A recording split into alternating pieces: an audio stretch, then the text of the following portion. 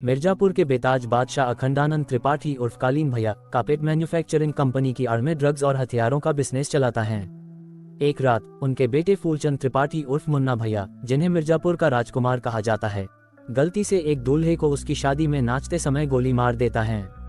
कालीन की एक जवान पत्नी बीना त्रिपाठी है, जिसे वह हमेशा बिस्तर में खुश करने में नाकामयाब रहता है। मरे हुए दूल्हे के परिवार ने रमाकांत पंडित, एक निडर और लॉयल वकील को काम पर रखा है। रमाकांत के 3 बच्चे हैं, गुड्डू, बबलू और डिम्पी। वे मुन्ना के साथ उसी के कॉलेज में पढ़ते हैं। गुड्डू को डिम्पी की सबसे करीबी दोस्त स्वीटी पर क्रश है, जिसके ऊपर मुन्ना को भी क्रश है। मुन्ना वकील के घर जाता है और उसे केस लेने से मना करते हुए धमकाता है।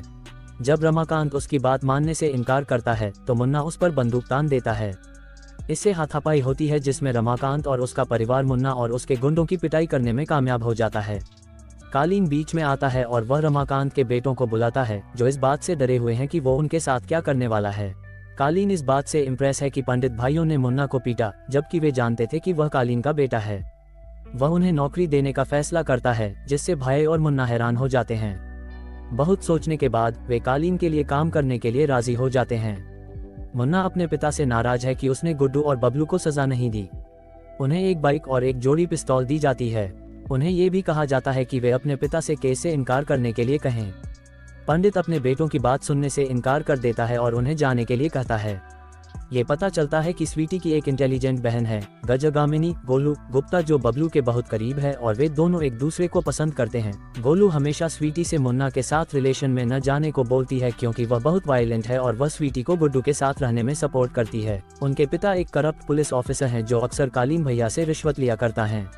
मुन्ना स्वीटी में दिलचस्पी रखता है, जो उसके दोस्तों की धमकियों और तानों के बावजूद उसे लगातार मना करती है। गुड्डू और बबलू उस मरे हुए दूल्हे के पिता को केस वापस लेने के लिए मजबूर करते हैं। शुरू में वे मना कर देता है, लेकिन जब गुड्डू उसके साले को बालकनी से लटका देता है तो वह केस वापस लेने के लिए राजी हो जाता है। त्रिपाठी का पुराना दुश्मन रतिशंकर शुक्ला मुन्ना को मारने के लिए एक आदमी भेजता है। मुन्ना बच जाता है और उस आदमी को मार देता है। रति का बेटा शरद अपने पिता को आइडिया देता है कि जब त्रिपाठी मिर्जापुर से बाहर हो तब उसे मारने का ट्राई करो। कालीन भैया, उनके पिता और रतिशंकर के बीच पीढ़ियों पुरानी दुश्मनी फिर से शुरू हो गई है। शरद अपने पिता रतिशंकर के बिजनेस में शामिल होने से इनकार कर देता है। जेपी यादव कालीन भैया से इलेक्शन फंड की मांग करता है, इसलिए वह अफीम की ज्यादा सप्लाई मांगने के लिए लाला से मिलता है और वापस लौटते समय उस पर रतिशंकर के हथियारों द्वारा घात लगाकर हमला किया जाता है। वह 2 हत्यारों को पकड़ लेता है और उनसे पूछताछ करते हैं।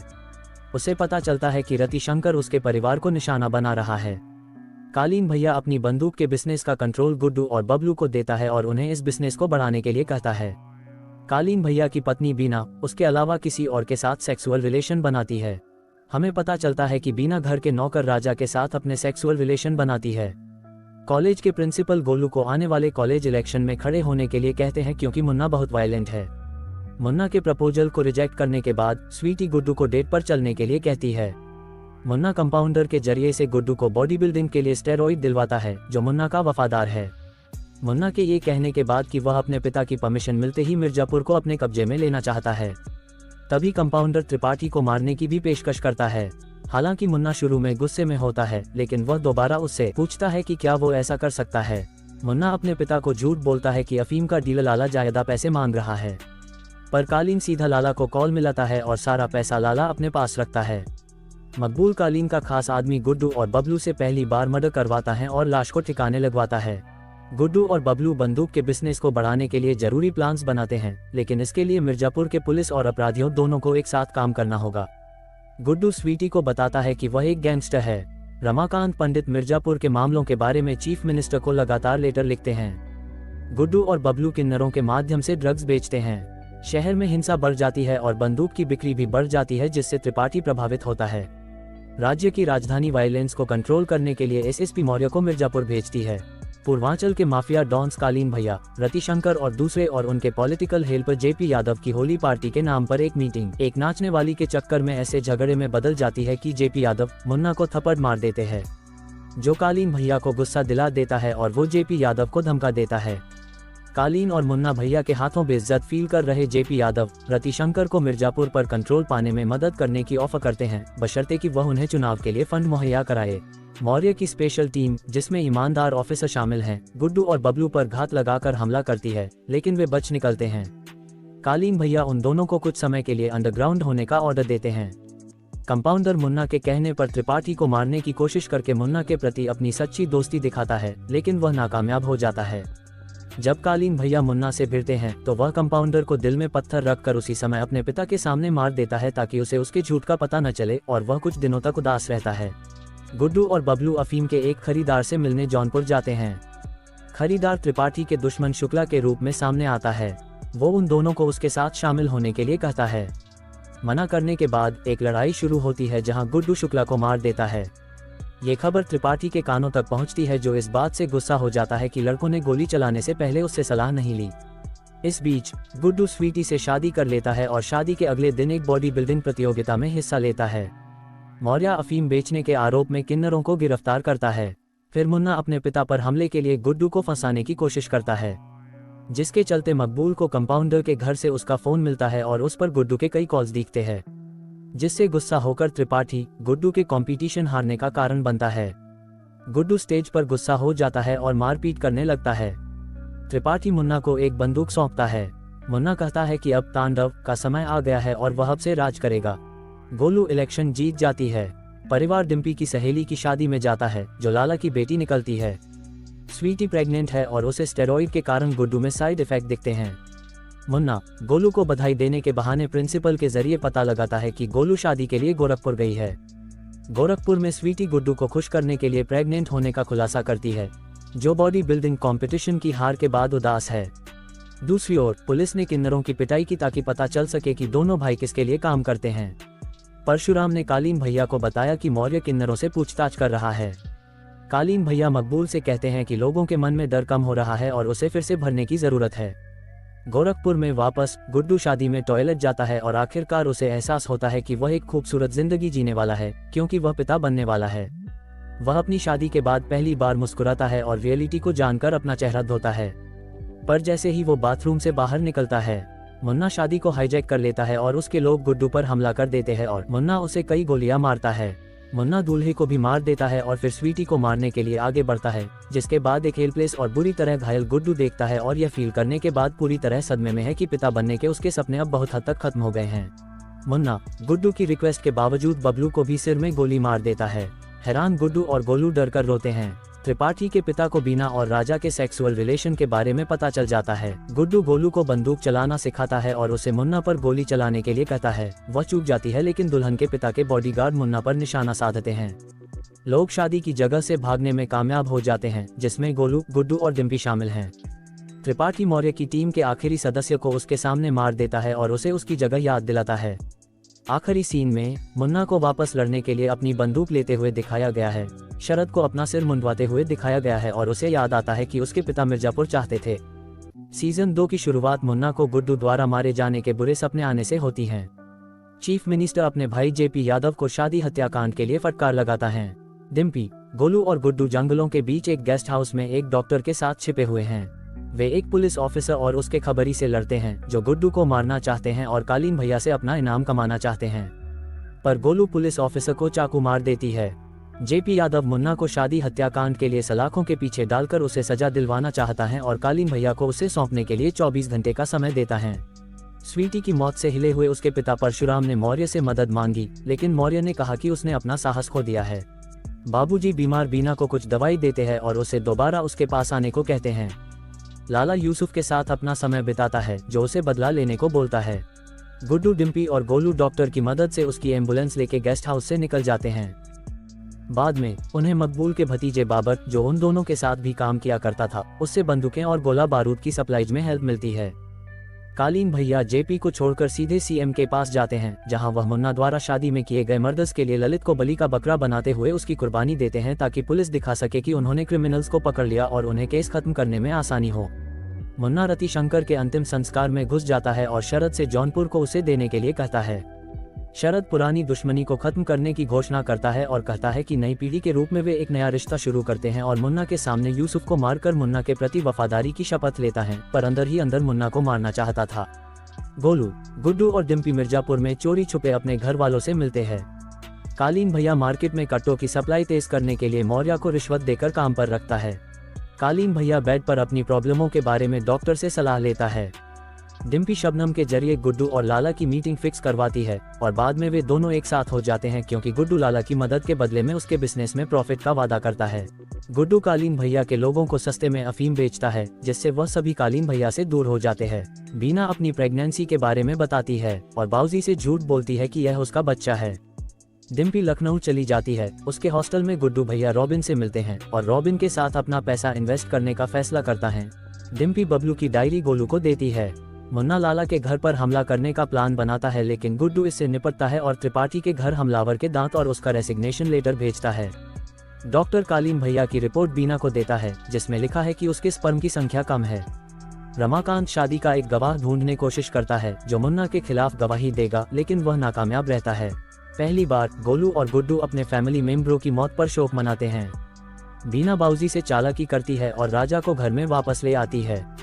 मुन्ना सीएम की विधवा बेटी माधुरी के साथ पूर्वांचल इलेक्शन के लिए रैलियां शुरू करता है। बाद में दोनों एक साथ नशे में धुत हो जाते हैं। गुड्डू धीरे धीरे पूरी तरह ठीक हो जाता है। बीना राजा से कहती है कि उसकी कोख में उसका बच्चा है। गुड्डू रॉबिन को डिम्पी के कमरे में पाता है जहां वह उसकी पढ़ाई में मदद करने का दावा करता है। गोलू एक बिहारी लड़के शत्रुघ्न त्यागी से मिलती है जब वह पैसे इन्वेस्ट करने के लिए रॉबिन के पास जाती है। कालीन भैया को गुड्डू के अफीम के बिजनेस के बारे में पता चलता है। अफीम डिस्ट्रीब्यूटर्स के साथ मीटिंग बुलाई जाती है और शरद कालीन भैया को बिचौलियों के हिस्से के बजाय डिस्ट्रीब्यूटर्स से प्रॉफिट में हिस्सा लेने के लिए मना लेता है। शरद एक अफीम खरीदार के रूप में गुड्डू के साथ एक मीटिंग फिक्स करता है जिसके बाद शरद, मुन्ना और गुड्डू के बीच बार रूम में झगड़ा होता है और वे छोटी मोटी चोटों के साथ बच निकलते हैं। कालीन भैया मुन्ना और शरद पर गुस्सा हैं।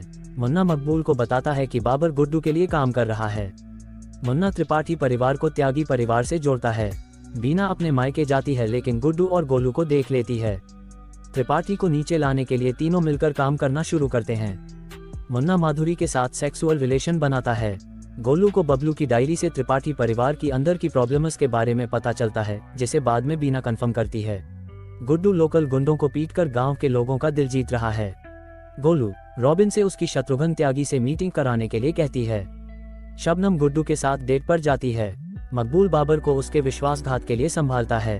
बीना गुड्डू और गोलू को बताती है कि त्रिपाठी के सभी लोग और उनकी सिक्योरिटी के ज्यादातर लोग आखिरी चुनावी रैली में लखनऊ गए हुए हैं और गुड्डू और गोलू अंधेरे की आड़ में मिर्जापुर में एंटर करते हैं और कालीन भैया की फैक्ट्री को आग में जला देते हैं। कालीन भैया नष्ट हो चुकी फैक्ट्री को सीएम के क्राइम फ्री यूपी अभियान के लिए सीएम को उसका इस्तेमाल करने के लिए बोलता है। रॉबिन डिम्पी के करीब आने की कोशिश करता है। कालीन भैया मुन्ना को माधुरी से शादी करने के लिए मना लेते हैं। मिसेज पंडित डिम्पी के बारे में परेशान हैं और वे दोनों बबलू की मौत का दुख शेयर करते हैं। रमाकांत को शादी के हत्याकांड का एक गवाह और उस केस में साथ देने के लिए मिस्टर मौर्य मिल जाता है जो त्रिपाठी के करीब हो जाता है ताकि वे उसे और उसके परिवार को नुकसान न पहुंचाएं।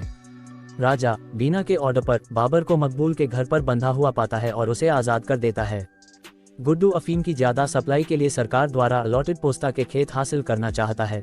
वह जेपी के साथ हाथ मिलाता है जो कालीन भैया से करीब होने के लिए अपने भाई से नाराज है और सीएम बनना चाहता है। मुन्ना और माधुरी शादी करते हैं। सीएम चुनाव जीतता है और कालीन भैया को कॉमर्स और इंडस्ट्री मंत्री अपॉइंट करता है जिससे जेपी उससे नाराज हो जाता है।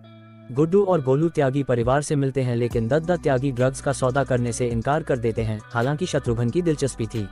गुड्डू और गोलू शत्रुघ्न को दद्दा की अनुमति के बिना सिवान में अफीम बेचने के लिए मना लेते हैं जबकि शरद और मुन्ना भरत के साथ बंदूक का सौदा तय करते हैं।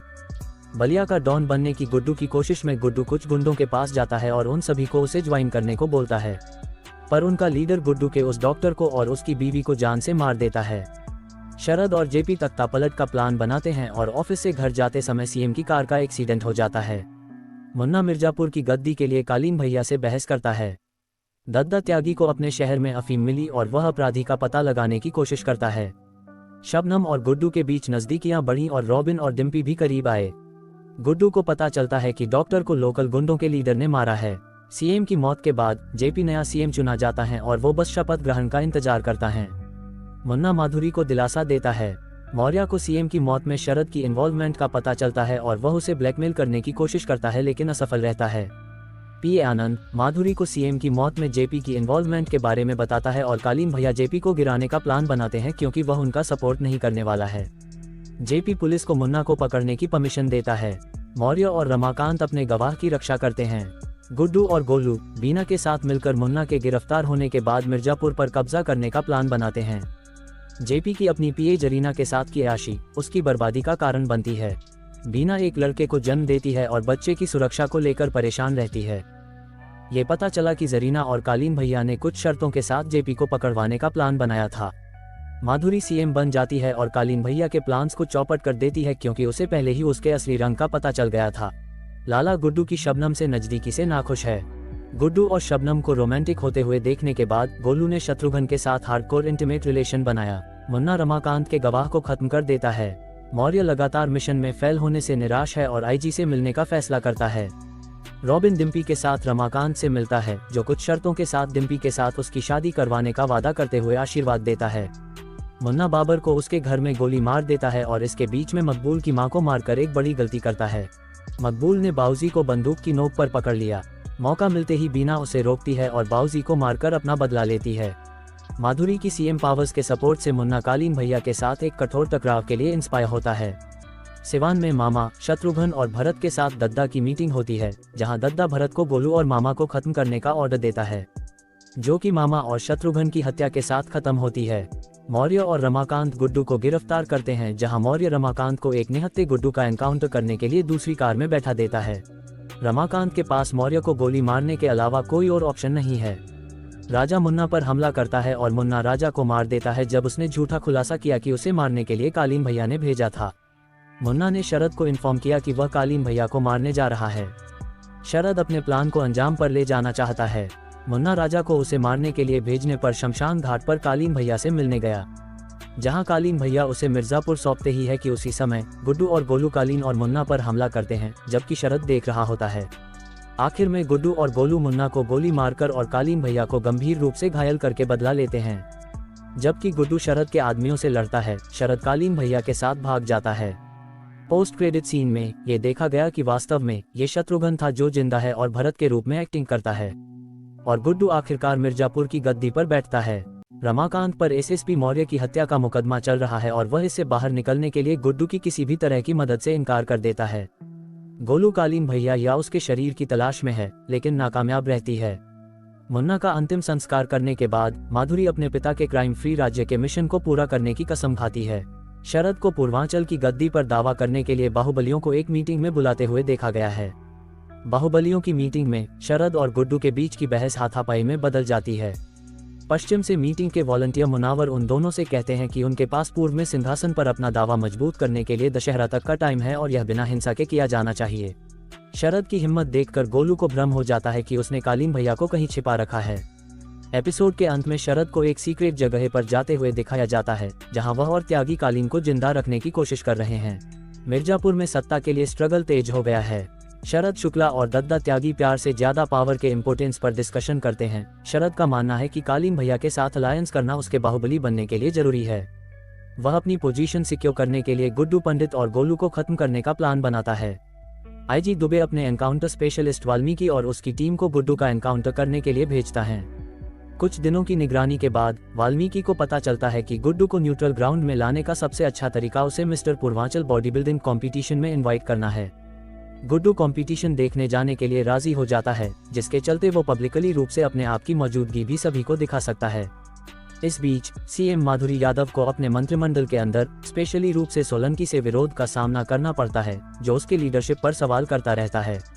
वह डटी रहती है, अपने अधिकार का दावा करती है और अपने विरोध करने वालों को खारिज कर देती है। बॉडी बिल्डिंग कॉम्पिटिशन एक युद्ध का मैदान बन जाता है।